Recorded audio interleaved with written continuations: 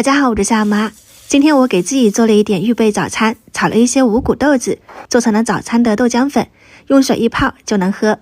第一个是每天早上都会喝到的豆浆粉，那么首先准备一点黄豆，搓洗干净后放入平底锅中，用小火给它炒熟，也可以用烤箱烤熟，烤到豆子微微开口，加入一点冰糖。炒好的豆子一定要放冷，再放进磨粉机里面去研磨，磨好后过筛一遍，这样口感更细腻。这样的话呢，就是甜味的豆浆粉了。不喜欢甜口，那就不加冰糖。早餐的话呢，用热水或者是温水冲泡一下就可以喝了。第二个是我最近经常喝到的红豆薏米的。准备红豆和薏米，同样是用清水淘洗干净，不用浸泡哦，直接放进锅中，给它小火炒香炒熟，倒出来冷却散热，再加入干的红枣片，2小块冰糖，增加甜味。同样是给它磨成粉后过筛，滤网要用细木的，过筛出来的粉质很细腻。早餐的话呢，用热水泡上一小会儿，会有一点结块，搅开就可以了。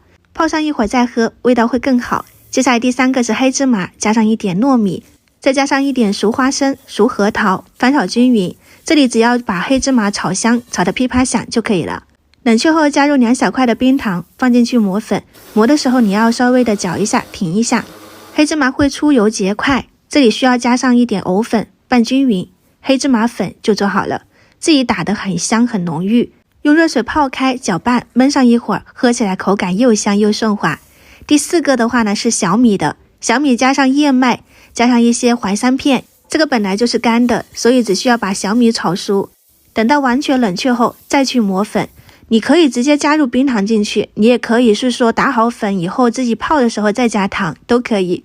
过筛一遍，这样我们的小米粉也就做好了。有时候早上起得晚，时间来不及，那么这个早餐粉就很方便。